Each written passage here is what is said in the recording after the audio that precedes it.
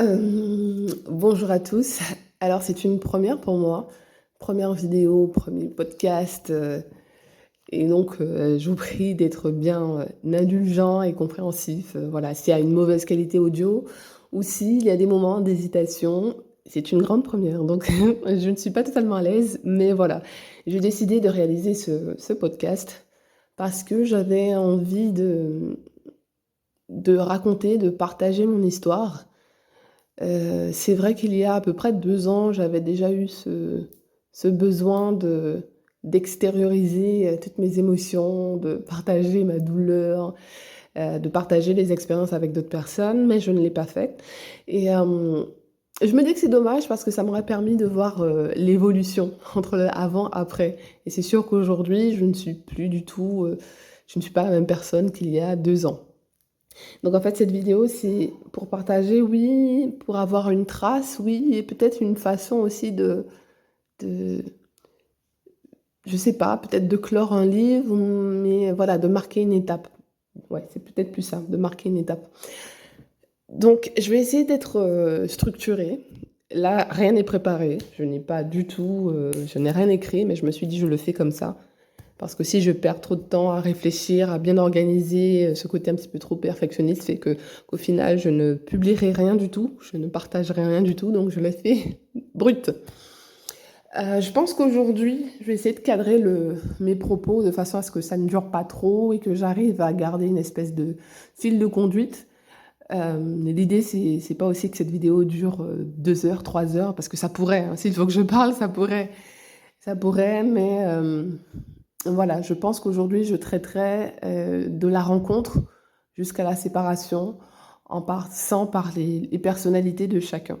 D'ailleurs, je pense que je vais nous renommer pour éviter de pour un pour avoir une certaine discrétion, donc je vais nous renommer, Isis et Osiris, voilà, rien que ça. Ou alors plutôt utiliser les termes, les prénoms, non grecs, mais Asset et Ossar ou Ouzéré. Voilà, Asset et Ossar. Donc moi, c'est Asset, lui, c'est Ossar. C'est comme ça que je vais les renommer, nous renommer. Alors, ouh là là, mon Dieu. Alors, je précise que je n'ai pas la prétention de vouloir aider les autres à travers des coachings, etc. Non, ça ne m'intéresse pas. Je ne suis pas coach et je ne prétends pas connaître, maîtriser le sujet. Et puis, c'est pas mon domaine, tout simplement. Donc, je vais tout simplement juste partager et j'espère aussi avoir vos commentaires en dessous et qu'on puisse partager autour de cette relation si particulière. Alors, j'ai un côté assez cartésien, bien que je sois très sensible aux énergies en général. Mais c'est vrai que on parle de, de relations de flammes jumelles, mais c'est vrai que je remets parfois souvent en question cette relation parce que j'ai ce petit côté qui me dit, mais attends, peut-être que c'est notre part d'ego qui, parce qu'il n'arrive pas à accepter cette séparation, donc trouve un concept pour se soulager afin de guérir, qui est le concept de flamme jumelle. Peut-être que oui, peut-être que non, peu importe, je ne sais pas, peut-être qu'un jour on saurait. Mais quoi qu'il en soit, cette relation que j'ai vécue était très particulière. Et c'est celle que je vais justement vous raconter. Juste avant de démarrer, je préciserai que j'ai 33 ans, mon autre il en a 35, il va avoir 36 dans quelques semaines, quelques mois. Et on s'est rencontrés en décembre 2019, voilà. Donc je vais peut-être commencer par me définir, à vous dire qui je suis, et ensuite à vous dire qui il est, mais selon mon regard, selon mon expérience. Alors je pourrais me définir comme étant quelqu'un de réservé. J'ai toujours été réservée. Quand j'étais petite, j'étais d'ailleurs très timide, donc aujourd'hui je dirais que je ne le suis pas ou plus autant. Et j'étais très timide, très réservée, je ne parlais pas trop aux autres. J'étais une petite fille aussi très bon allez, très intelligente. Oui, je comprenais très, très vite les choses. Peut-être parce que j'étais quelqu'un de très sensible Et malheureusement, c'est vraiment plus tard que je l'ai compris, mais malheureusement, cette sensibilité à ce moment-là ne me servait pas.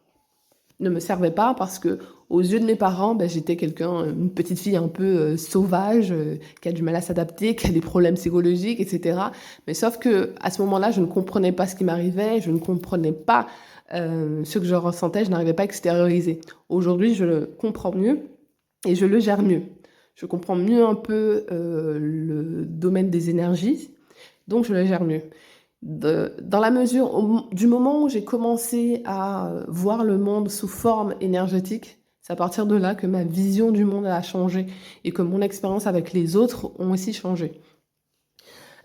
Sinon, aujourd'hui, je suis quelqu'un de... Voilà, j'ai quand même gardé mon côté réservé, mais je suis beaucoup plus outgoing. J'ai besoin de mes moments de solitude, c'est vital pour moi, mais aussi j'ai besoin de ces moments où voilà, je vais à l'extérieur, je sors, je discute avec les gens, et puis je retourne, voilà, c'est un peu cyclique, voilà, je vais voir les gens, etc., je discute, et après j'ai besoin d'être vraiment dans ma bulle. Mais quand je vous dis dans ma bulle, c'est que je suis tranquille, en paix avec moi-même quand je suis seule. Il y a des gens qui comprennent pas, qui se disent mais comment tu fais pour rester seule, il faut sortir. Non, je suis bien. Vraiment, je suis très bien. Donc c'est assez cyclique.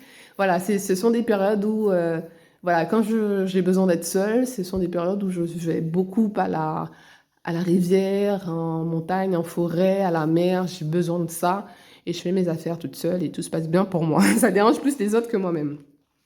Euh, Sinon, je pense que je suis quelqu'un de... Voilà, j'ai une forte capacité d'encaisser. Et puis, jusqu'à une certaine limite, jusqu'à la petite goutte qui fait déborder le vase. Et là, par contre, je peux être méconnaissable. Méconnaissable, avoir une très très forte de- personnalité.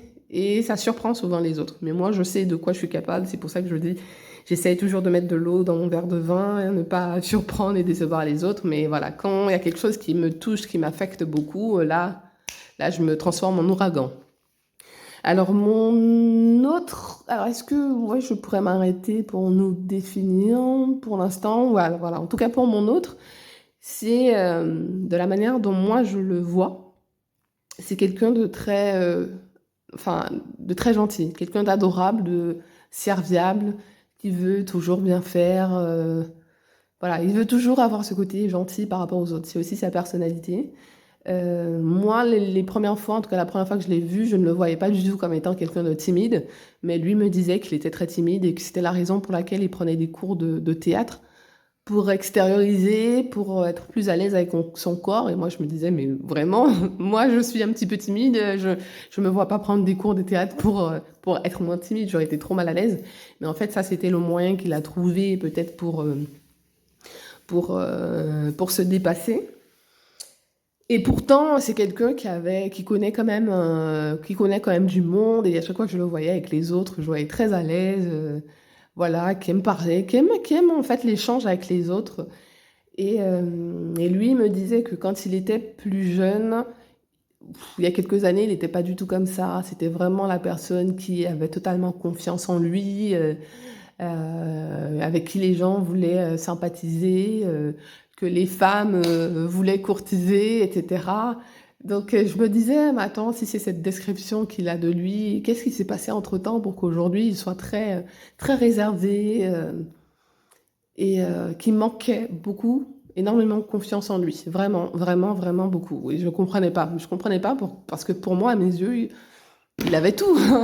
Bien plus que moi. Et je me disais, pourtant, moi, je- j'ai énormément de défauts. Je n'ai pas confiance en... Enfin, je vais pas dire que j'ai pas confiance en moi. En réalité, je m'en fous. Excusez-moi l'expression, je m'en préoccupe guère. Je fais avec ce que j'ai et voilà, point. Je me pose pas de la question de savoir si j'ai confiance ou pas en moi, je fais, point. Et donc ça, ce sont, on va dire, nos personnalités. J'ai oublié de préciser que moi, j'étais quelqu'un de très sensible aux énergies, que je n'ai jamais fermé la porte, j'ai jamais été rigide à ce qui concerne les énergies. Je suis quelqu'un qui aime expérimenter les choses. Donc quand on me dit quelque chose, j'aime bien tester, voir comment ça fonctionne pour dire, ah oui, d'accord, ça j'ai vu, ça, d'accord, c'est comme ça. Et lui, en tout cas, au moment où je l'ai rencontré, c'était quelqu'un qui avait plutôt peur. Peur. peur d'essayer les choses, peur de, et qui était pas très ouvert au domaine de, de la spiritualité et des énergies.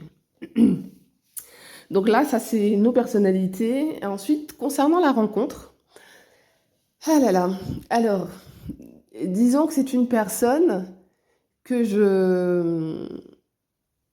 Alors, je vais commencer par le début, avant de donner trop de détails. Disons que j'avais une connaissance qui, qui avait pris, avec qui j'échangeais de temps en temps sur les réseaux sociaux et qui m'a dit, ah ben tiens, à ah ben de telle période à telle période, je serai pas de chez toi. Ben, il faut qu'on se voit, qu'on puisse ben, échanger sur, voilà, sur les années passées, et voir comment on a évolué et tout. Mais voilà, ce serait sympa. Donc il me disait qui serait présent près de chez moi de telle date à telle date. Il faut absolument qu'on se croise. Je lui dis ok, pas de souci, ça me ferait très plaisir parce que ça faisait longtemps que je ne l'avais pas vu. Et donc quand il est arrivé, à chaque fois on essayait de caler un rendez-vous, mais ça n'a pas fonctionné. Voilà, parce que à un moment, voilà, on devait faire une sortie ciné, mais les personnes qui étaient invitées, voilà, on va dire la moitié avaient déjà vu le film, d'autres non. Donc en fait, l'objectif c'était quand même que tout le monde puisse profiter du moment. Donc c'était compliqué. Voilà, il y avait un moment de faire une sortie resto, ça a été annulé.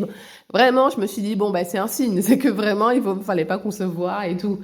Et puis un soir, il m'appelle et il me dit j'aimerais bien que tu viennes avec moi.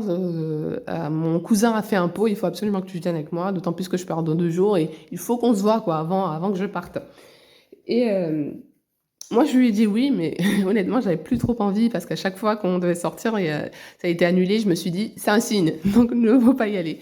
Donc finalement, je suis allée, donc je suis allée le récupérer et puis on a essayé chercher tant bien que mal la maison de son cousin. Au bout d'un moment, j'avais envie de lui dire, ah, bah écoute, on abandonne, c'est pas grave, écoute, on fera une autre sortie, demain on va improviser quelque chose autour. Il m'a dit non, non, non, allez, voilà. Donc il appelle son cousin et son cousin qui lui dit, bon ben voilà, qui lui explique à nouveau plus précisément la route et on arrive. Donc voilà, on arrive dans son appartement, enfin on monte les étages, il ouvre la porte. Quand il ouvre la porte, vous avez bien compris que là, ben, son cousin c'était Ossard, c'était mon autre, pas la peine de faire un dessin. Et quand il ouvre la porte, on a eu cette même phrase, cette même réflexion, c'est mais on se connaît. Non, on s'est dit vraiment ça en même temps, mais on se connaît. Et en effet, on se connaissait de vue. Au lycée, on avait des amis en commun. On était dans le même lycée, on avait des amis en commun. Et c'est parce que justement qu'on avait des amis en commun que j'ai prêté attention à lui. Mais je n'ai pas, honnêtement, quand j'essaie de me replonger dans ma mémoire, je n'ai qu'une seule image de lui qui me revient à l'esprit, en fait, voilà, une posture qu'il avait, les bras croisés, de profil, en train de parler à un pote que j'avais, donc c'était ce pote en commun qu'on avait. Mais sinon, c'est pas quelqu'un qui m'a tapé du regard. Je me suis jamais dit, oh là là, il est magnifique, c'était pas mon style, pas du tout, du tout. Mais voilà, quand il a ouvert la porte, ce qui est drôle, c'est que à son regard, j'ai compris très rapidement que je ne le laissais pas insensible. Et moi, certainement, à mon regard, je me suis pas dit, waouh, il est magnifique, mais je me suis dit, ah ben tiens, c'est fou quand même, les hommes en général, quand ils vieillissent, ils deviennent, voilà, il y a quelque chose qui se dégage davantage chez eux, tandis que les femmes, c'est l'inverse. Donc c'est vraiment cette seule réflexion que j'ai dite lorsqu'on s'est vu. Alors, ce qui était assez drôle, c'est que durant toute la soirée, il n'a pas arrêté de me regarder non-stop. C'était extrêmement gênant pour moi. Parce que j'aime pas que les gens me regardent forcément comme ça, mais je pouvais pas me mettre à l'aise totalement parce que je voyais, parce qu'il était de profil, je voyais que sa tête était en permanence tournée vers moi. Alors je me suis dit, mais non, c'est peut-être pas moi, c'est peut-être quelqu'un qui est à côté, il y a peut-être quelque chose derrière moi. Donc du coup, c'était une espèce de langage inconscient qu'il y a eu, c'est une espèce de jeu inconscient qu'il y a eu parce que moi, quand j'ai vu ça, je me suis dit, bon bah je me déplace. Et à chaque fois que je me déplaçais, en fait, il me regardait. Et moi, je voyais qu'il me regardait de profil, mais ça me dérangeait. Et je disais que c'était quelqu'un d'adorable parce que, et c'était même gênant pour moi, c'est que toutes les 20 minutes, il me disait, tu veux quelque chose? Je lui disais, non, c'est bon, ça va. On avait tout sur la table, donc je sais pas, j'aurais pu me lever, me servir, etc. Il me disait, mais tu veux de l'eau? Je lui disais, non, c'est bon, ça va. Tu veux du jus? Non, c'est bon, ça va. Mais tu veux de l'eau? Bah, j'ai de l'eau chaude si tu veux, j'ai de l'eau fraîche, hein, il y en a en frais. Je dis non, c'est bon, je vais me servir. Bah, la langue, du coup, bah, je me suis dit, bon, bah écoute, oui, merci. Même si j'avais plus soif, quoi. Et puis, pareil, tu veux de la pizza? 20 minutes plus tard, tu veux de la pizza? Je lui disais, non, merci, ça va. Mais tu sais, si elles sont, tu peux les réchauffer, il y en a plein dans la cuisine, hein. Tu veux du poulet? Tu veux autant? Tu veux? Et je me dis, c'est pas possible, mais pourquoi c'est qu'à moi qui te fais ça me gênait. Mais bon, je pense que c'était aussi, c'était adorable. Peut-être qu'il a voulu, à ce moment-là, que je me sente à l'aise. C'était trop drôle au final, que je me sente à l'aise. Mais bon, voilà, j'ai vu ça comme étant, un geste adorable. Il a voulu bien me recevoir chez lui. Et voilà. Mais je sais quand même qu'à ce moment-là, je ne l'ai pas laissé insensible parce que c'était très gênant de voir me regarder. Mais en fait, il s'oubliait, il se perdait, il s'oubliait à me regarder. Et à chaque fois que je tournais la tête, bon, bah, il sursautait un petit peu. Et c'est là qu'il me disait, est-ce que tu veux quelque chose à boire? Tu veux quelque chose à manger? Donc voilà, ça c'était le premier contact qu'on a eu. Mais on n'a pas forcément échangé durant la soirée, puisqu'il y avait d'autres personnes, donc en fait on échangeait tous ensemble. Et au moment de partir, donc il m'a raccompagnée, et c'est là qu'il me disait, ah mais tiens, tu travailles où? Et je lui dis, bon ben je travaille à tel endroit. Il me dit, mais c'est drôle en fait, puisque moi aussi je travaille à tel endroit, à telle route plus précisément. Je lui dis, ah bon? Mais écoute, mais c'est drôle, parce qu'en fait je travaille sur la route qui est perpendiculaire à ton travail, quoi. Il me dit, ah mais non, mais c'est drôle, on s'est jamais vu. Ben écoute, je te propose entre midi et deux, ben, qu'on déjeune au moins une fois ensemble. Je lui dis oui. Mais à ce moment-là, je me disais oui, c'est pas parce que c'est pas, pour moi, c'était pas du tout de la drague ou quoi que ce soit. Je me suis dit tout simplement oui parce que c'est une personne sympa et c'est surtout le cousin de mon pote. C'est tout. En tout cas, à mon point de vue, c'était le cousin de mon pote. Donc ça, c'était en décembre 2019. Donc, on n'a pas gardé contact. C'est vraiment des mois plus tard et ça, c'est bien plus tard que j'ai fait des petites recherches et j'ai vu sur Facebook en effet que c'était moi qui avais fait l'invitation, mais je me souvenais pas. Mais des mois plus tard, c'était en avril 2020 que j'avais, parmi les suggestions d'amis sur Facebook, ben, il y avait son compte, il y avait tout simplement sa tête et ainsi que d'autres personnes qui étaient présentes dans la soirée. Donc, j'ai accepté en me disant, ben tiens, c'était les personnes qui étaient présentes, enfin des personnes que je connaissais de près ou de loin, ou qui avaient été à la fac ou au collège, voire même au primaire avec moi, ou qui ont fait des activités sportives avec moi. Donc au final, quand je suis arrivée lors de ce petit pot, je connaissais à peu près les personnes. Et donc moi j'ai accepté comme ça parce que c'était tout simplement l'ami enfin pardon, le cousin de mon pote qui a été très gentil, qui a bien reçu chez moi, sans plus et en plus qui travaille à côté de mon taf. Donc pour moi c'était vraiment comme ça. Et des jours après je reçois un message et il me dit, ah coucou Asset. Ça me fait trop plaisir que je te revoie en fait sur les réseaux. Je te laisse mon numéro de téléphone parce que je ne suis pas quelqu'un de très présent sur les réseaux sociaux. Et j'aimerais bien qu'on échange tout simplement via WhatsApp.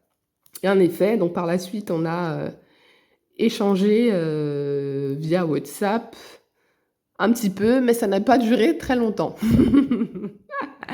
Ça n'a pas duré très longtemps parce que c'est une personne très susceptible. Il a fallu peut-être 2 jours, hein, 2 jours d'échange et tout, et il a fallu qu'il me dise, ah, mais tiens, écoute, bon, il faut que je parte, peut-être qu'on parlera demain. C'était toujours par SMS, hein. Et donc, moi, j'ai dû lui faire quelque chose de vraiment banal, comme, ouais, fais attention, n'abuse pas trop sur l'alcool. Enfin, un truc vraiment qui pour moi n'était pas méchant. Et là, il a très très mal pris. Il m'a répondu, mais tu me prends pour qui? Un alcoolique ou quoi? J'en sais rien. Et je me suis dit, mais attends, qu'est-ce que j'ai mal fait? J'ai relu ma phrase qui était plutôt sous le ton d'ironie. Et là, en fait, je me suis dit, oh là là, ce genre de personne susceptible-là, ça n'ira pas avec moi. Donc, j'ai coupé court à nos échanges. De façon, lui aussi a coupé court à nos échanges parce qu'il a fini sa phrase par un bonne soirée ou au revoir, quelque chose comme ça. Donc, la seule chose qui me dérangeait, c'était juste que on venait d'à peine d'échanger et j'ai déjà eu des problèmes avec le cousin de mon pote. C'était la seule chose qui me posait problème, c'est que j'ai eu déjà des problèmes avec le cousin de mon pote et j'avais pas forcément envie de froisser peut-être mon pote. Je me suis dit, il m'a gentiment présenté à ses potes, à son cousin et j'ai déjà des soucis. C'était vraiment la seule chose qui me dérangeait. Et À partir de ce moment, donc on était en mi-avril, quelque chose comme ça, ou fin avril. Donc on était toujours dans une période de confinement, donc par rapport au Covid, et cetera. Et il s'est passé quelque chose d'assez particulier. Et j'aurais peut-être dû vous en parler avant. Mais avant notre rencontre, j'ai pas fréquenté beaucoup de personnes, beaucoup d'hommes dans ma vie. J'ai toujours été très particulière. Très particulière dans le choix, enfin particulière entre guillemets, voilà. C'est-à-dire que voilà, j'ai pas fréquenté beaucoup de personnes. J'ai toujours prêté beaucoup d'attention à la personne qui se trouve en face de moi. Je cherche à bien connaître la personne. Si le feeling ne passe pas, ben ça passera pas. Si l'énergie ne passe pas, ben voilà, ça passera pas. Même si ça semble être une bonne personne, mais voilà. Si l'énergie passe pas, ça passe pas. Et puis j'ai toujours privilégié la qualité entre guillemets à la quantité. Voilà, donc les personnes que j'ai connues, c'était vraiment des personnes qui avaient, oui, il y avait vraiment quelque chose de particulier. Sauf que, donc avant notre rencontre, 2 ans avant notre rencontre, je sortais d'une relation très toxique, une relation clairement avec un pervers narcissique. Et c'était cette période où j'avais enfin réussi à m'extirper de cette relation extrêmement toxique. Et donc, c'était en 2018. Ouais, parce que c'est pendant 2 ans où j'ai connu une période où j'ai littéralement sombré. 2018-2019, c'était des périodes très, très, très difficiles pour moi. Parce que après justement cette séparation avec cette personne toxique, je ne sais pas ce qui s'est passé. Est-ce que l'univers a décidé de me faire expérimenter quelque chose? Mais là, j'ai sombré parce que je ne comprenais plus ce qui m'arrivait. Je sombrais. Je, je faisais qu'accumuler les échecs. J'échouais sur échec sur échec. Et je me rappelle que j'avais démissionné pour changer de poste. Le poste ne me plaisait plus, mais vraiment, j'avais plus envie de travailler là. Je connaissais des difficultés financières, alors que j'en ai jamais eu. Je suis quand même quelqu'un qui économise. Je comprenais pas ce qui m'arrivait. Honnêtement, je comprenais pas. J'échouais, même le relationnel avec les gens, ça passait pas. Je me dis, mais qu'est-ce qui se passe? Et voilà, quand je mettais en place des projets, ou alors quand j'essayais de postuler à tel et tel poste, alors que j'ai quand même un bon CV, un très bon CV, et je vois qu'il n'y a rien, même pas une réponse pour dire oui, nous avons bien reçu, mais rien du tout. Et là, j'ai vraiment sombré parce que à aucun niveau de ma vie, ça n'allait. À aucun niveau. Et j'ai commencé vraiment à rentrer sur un travail intérieur parce que je me disais, d'ailleurs j'ai eu des idées très très sombres, hein. Je me disais la vie ne valait pas la peine d'être vécue si c'est pour échouer non-stop et ne pas à une seule occasion au moins avoir un petit espoir. Donc je me disais mon seul espoir c'est d'essayer de changer ma vision du monde, mes concepts, mes préceptes, de changer mon intériorité, de me changer vraiment et d'adopter la même posture que ceux qui réussissent pour voir si ça fonctionne avec moi. Donc c'est à partir de ce moment que j'ai lu beaucoup de livres, que je regardais d'abord beaucoup de vidéos sur YouTube sur le développement personnel, sur la loi d'attraction, et bien souvent qui dit développement personnel, loi d'attraction, on tombe très très souvent sur la spiritualité. Et donc j'ai acheté quand même beaucoup de livres à ce moment-là. Enfin, je le voyais comme de l'investissement parce que je me disais il fallait absolument que je fasse quelque chose pour moi parce que c'est pas normal. Je suis pas née pour souffrir. Je suis pas née pour souffrir, ok? Et donc, c'est à ce moment-là que oui, que j'ai commencé à travailler, de faire un travail interne profond sur moi pour commencer à sortir la tête de l'eau. Donc, ça s'est pas fait du jour au lendemain, c'est vraiment petit à petit. Mais en gros, ça m'a pris quasiment 2 ans. 2018-2019, où j'ai commencé enfin à, à respirer plutôt vers 2020, début d'année 2020, où vraiment ça allait déjà beaucoup mieux. Et je me souviens justement, durant cette période de confinement, donc durant la période où je ne parlais plus au SAR, on ne se parlait plus parce que je l'aurais vexé, étant donné le caractère un peu anxiogène du climat, j'avais justement décidé de reprendre heu, la méditation, reprendre l'écoute, de de de de musique douce, en tout cas de musique propice au travail sur soi, la méditation et cetera. J'avais également repris le yoga. J'avais, décidé d'expérimenter davantage, mes connexions, «spirituelles» entre guillemets, sans pour autant entrer dans trop de détails et également j'avais changé mon alimentation à ce moment-là.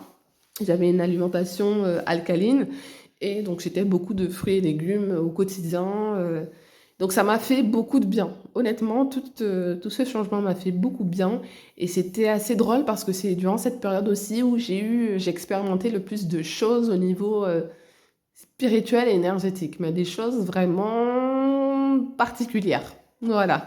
Peut-être qu'un jour, sur nos vidéos, j'en parlerai. Et durant cette période aussi, je me souviens avoir regardé une vidéo sur YouTube de... Alors, c'est pas Joe Spinoza, c'est Bob Proctor. C'était sur la loi d'attraction. Et en fait, je me sentais enfin prête à pouvoir accueillir quelqu'un dans ma vie.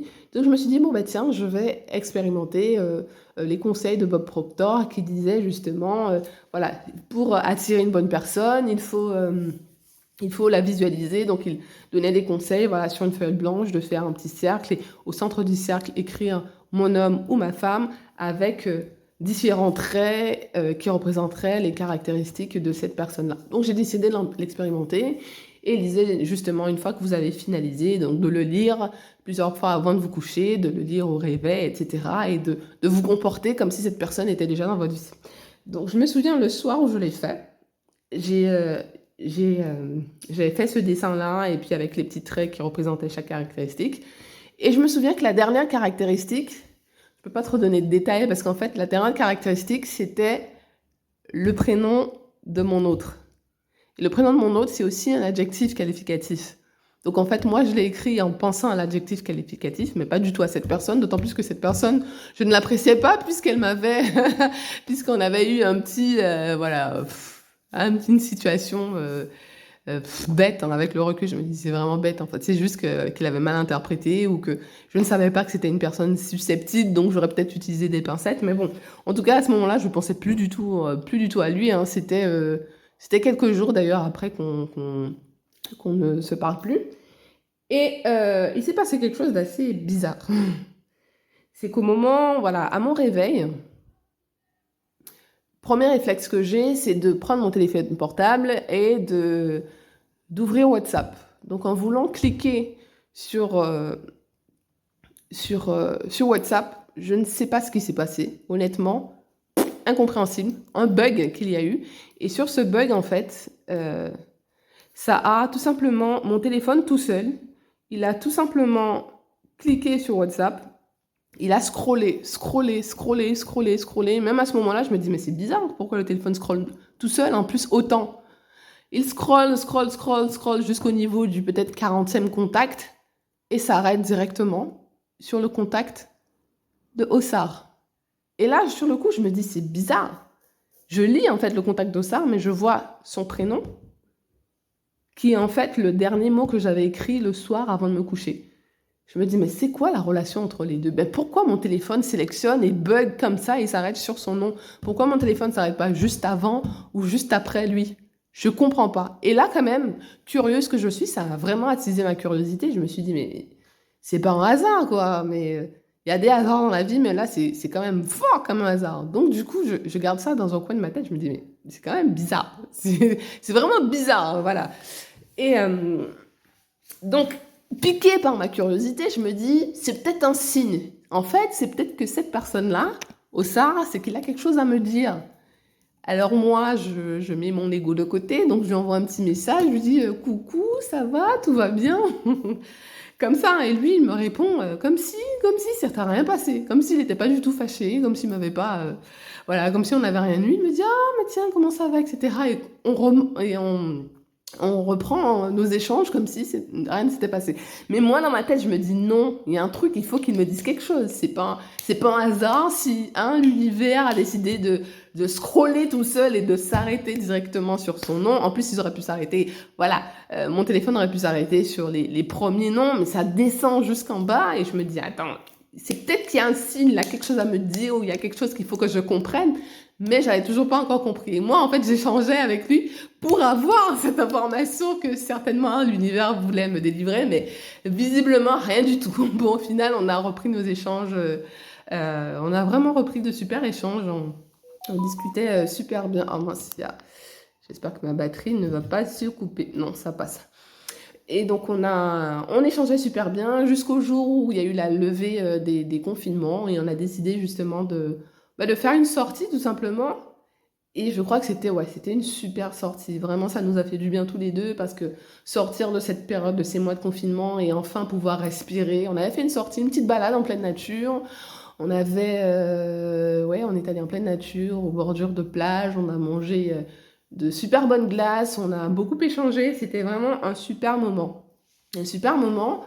Et lui-même me disait mais vraiment qu'il avait beaucoup apprécié. Et ce qui était drôle en fait, c'est que ce jour-là, on était sortis, il y avait des personnes qui s'arrêtaient et qui nous disaient oh là là, mais vous êtes magnifique, vous dégagez une énergie.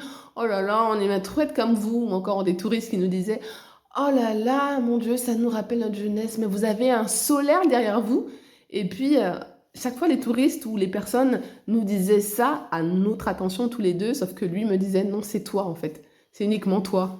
Alors je me disais, bon, allez, c'est peut-être de la drague, mais attends, les gens clairement nous font le compliment pour nous deux. Et il le retournait que pour moi. Alors c'est là que je me suis dit, peut-être qu'il a du mal à accepter les compliments, ou c'était une façon de me complimenter indirectement, je sais pas. Mais ça, c'était déjà peut-être un premier signe sur lequel j'avais pas prêté attention. Par la suite, en fait, je vais pas dire que ça a été vite, mais disons que ça a été assez fusionnel. Mais fusionnel, mais c'est bizarre à vous expliquer parce que on est tous les deux des personnes qui gardent une certaine distance. Je ne suis pas quelqu'un qui m'attache aux gens facilement. J'aime garder une certaine distance. Je me protège beaucoup. Et en fait, la fusion venait pas du physique, mais venait de l'âme. Et j'ai pas prêté attention tout de suite, mais c'est avec du recul que je me suis dit, ah ben tiens, j'aurais pu faire attention. Mais à ce moment-là, je ne connaissais pas encore ce concept dit de flamme jumelle. Et quelques semaines après justement notre rencontre, notre autre rencontre en fait, notre réunion, enfin, pardon, le téléphone n'a pas été tombé. En tout cas, au moment où voilà, on a enfin ouvert les portes, on pouvait respirer par rapport à cette période de Covid.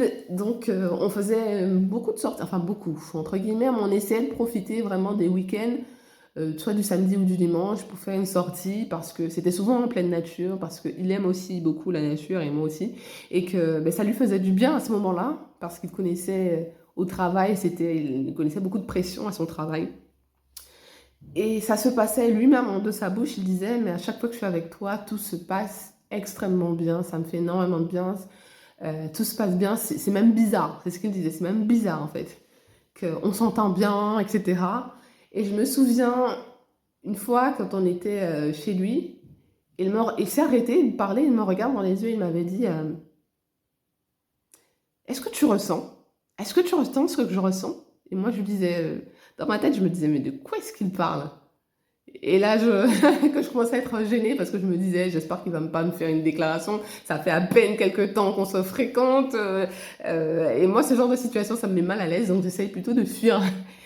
Et moi, en fait, pour me débarrasser, entre guillemets, de lui, je disais oui, oui, oui, oui, bien sûr, oui, oui. Mais vraiment rien du tout. Je ne voyais pas de quoi il parlait. Et ça, il me le disait plusieurs fois. Et même après, il me disait non, mais attends, mais est-ce que vraiment tu ressens ce que je ressens? Il me dit, mais je te ressens comme si c'était moi, comme si tu étais moi. Et là, je comprenais pas. Je comprenais toujours pas. Pourquoi il me parle de ça? On vient de se rencontrer. Pourquoi il me dit que il me ressent comme si c'était lui, comme si c'est bizarre quand même. Après, je me suis dit, bon, hein, peut-être qu'il a déjà des sentiments, mais bon, c'est un peu tôt quand même. C'est un peu tôt. Et, euh, et là, ça aurait peut-être dû me mettre la puce à l'oreille. Mais bon, à ce moment-là, je me posais pas de questions. Je me disais, on profite du moment présent, c'est tout, c'est bon. Et quelques semaines après, il faut dire que cette période où tout se passait magnifiquement bien a été très courte parce qu'elle a duré environ 2 mois. 2 mois où, euh, où quasiment du jour au lendemain, je comprends pas ce comportement. Je comprends pas. Honnêtement, j'avais du mal à comprendre ce comportement. Puisqu'en fait, quelques jours avant, il m'avait présenté... Non, est-ce que c'est à cette période-là? Non. Quelques jours avant, il m'avait fait une grosse déclaration. Vraiment, j'étais vraiment surprise. Je ne m'attendais pas à ce qu'il me fasse une aussi grosse déclaration, aussi sincère, hein, parce que c'est quand même quelqu'un d'un peu réservé. Et à peine 3 jours après, voilà, c'est fini. Voilà, son comportement change. Je me dis, mais qu'est-ce qu'il a? Peut-être parce qu'il est fatigué. Euh, genre, je comprends rien. Honnêtement, je comprends pas. Alors du coup, je me souviens que c'était un dimanche. J'essaie de l'appeler. Il me dit qu'il est fatigué, qu'il est avec sa famille. Donc moi, je comprends. Je le laisse le dimanche, mais ça ne lui ressemble pas. Donc du coup, je m'inquiète un peu.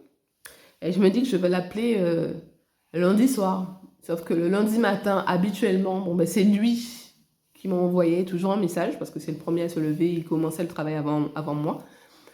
Et là, en fait, il n'envoie pas de message, ça me surprend. Donc moi, j'envoie un petit message à 8 h en espérant que ça va bien, etc.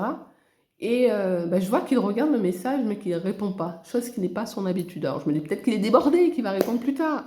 Et il répond toujours pas. Le mardi passe, et le mercredi passe. Je me dis, bon, ben, il faut qu'on en parle. Et donc, je lui dis, bon, ben, je sais pas ce qui se passe. Peut-être que tu ne veux pas en parler pour le moment, mais écoute, je vois bien qu'il y a quelque chose qui va pas bien.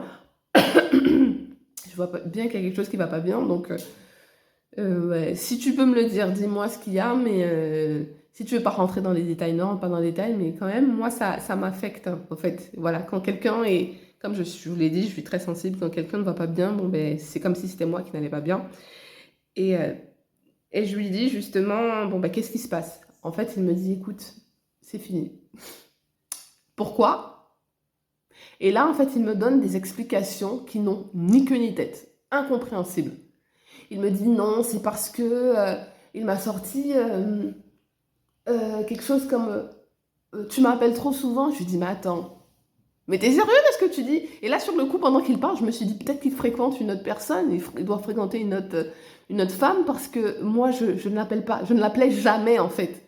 C'est lui qui avait l'habitude de m'appeler, parce que c'est quelqu'un qui restait quand même longtemps au téléphone. Lui, ouais, chaque fois qu'il appelait, on restait au moins 1 heure, mais moi, j'aime pas les appels, je n'envoie que des SMS. Et je lui dis, mais ça n'a pas de sens ce que tu dis, mais regarde ton téléphone, je ne t'appelle pas. Il disait, oui, mais c'est pas ça, en fait, c'est que... Mais en fait, il me donnait des justifications qui n'avaient ni queue ni tête. Et donc, à partir du moment où je lui dis, écoute, je sais pas ce que tu essayes de me dire, ou ce que tu essayes de me faire passer pour, j'en sais rien. Pose-toi et dis la vérité. Dis-moi peut-être que tu veux pas pour X ou Y raison, j'en sais rien. Et en fait, il est resté là, incapable de me dire rien, rien ne sortait de sa bouche. Rien ne sortait de sa bouche. Et jusqu'à aujourd'hui, rien n'est sorti de sa bouche. Alors j'avais du mal à comprendre, je me dis... Et en fait, c'est à partir de là. Là, du jour au lendemain, ça a été fini. Il a coupé contact radicalement, de façon extraordinaire. Je ne savais pas que c'était possible.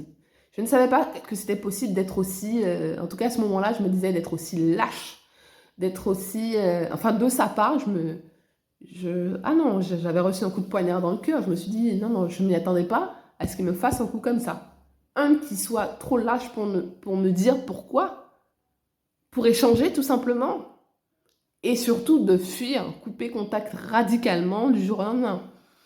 Et ça a été très compliqué pour moi, très très compliqué pour moi déjà de passer à autre chose, parce que j'avais beaucoup de colère, beaucoup de colère.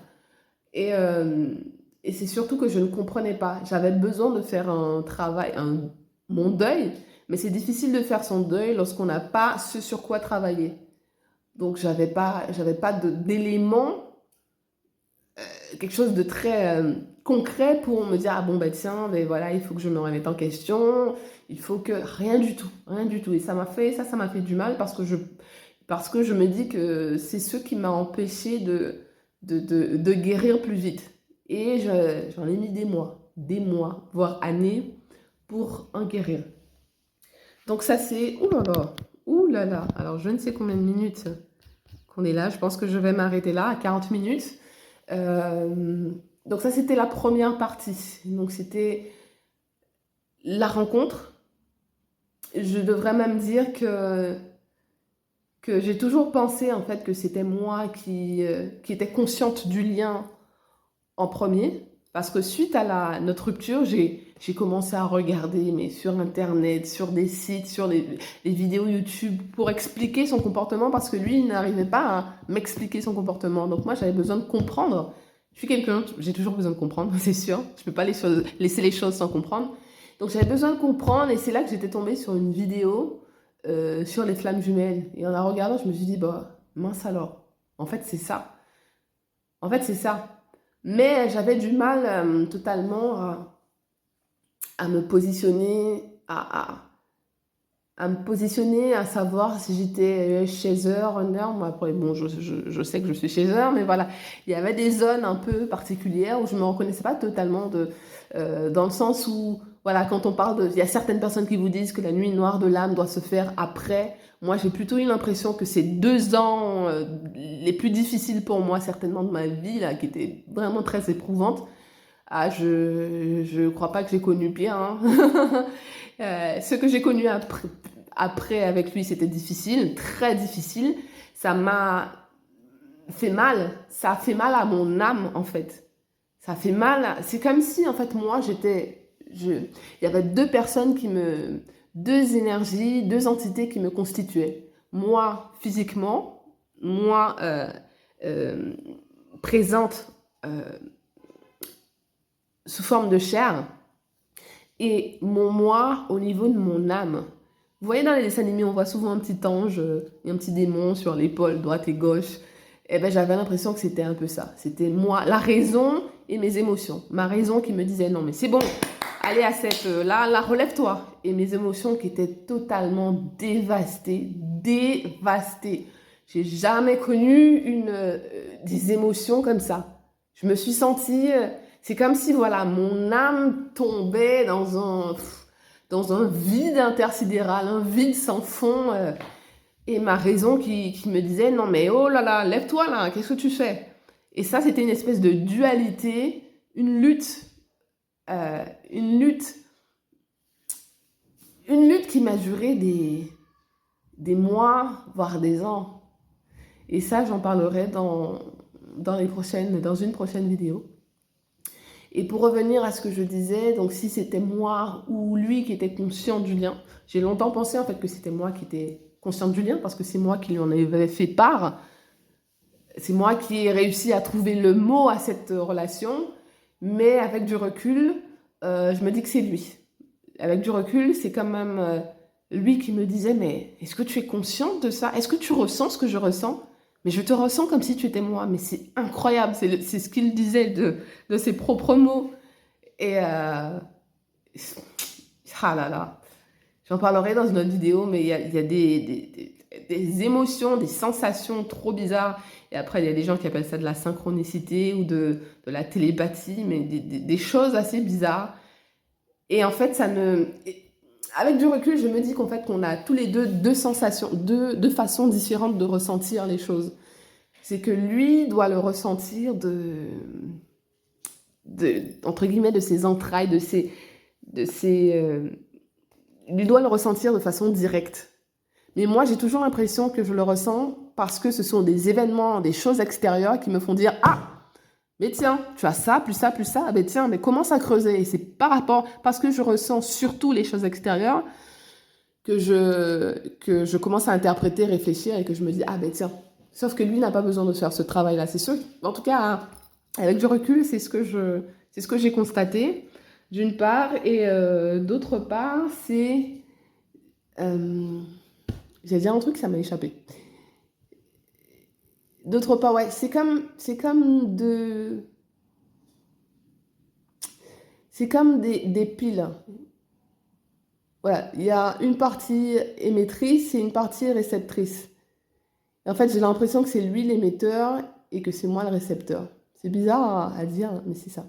Et j'ai oublié de préciser une chose essentielle, c'est qu'avant qu'on se rencontre, il y a, il y a quelque chose je ne saurais vous expliquer, mais qu'avant qu'on se rencontre, je savais que j'allais rencontrer une personne. Je ne savais pas que c'était lui, je ne savais pas qui était cette personne, mais je savais juste que j'allais rencontrer une personne exceptionnelle.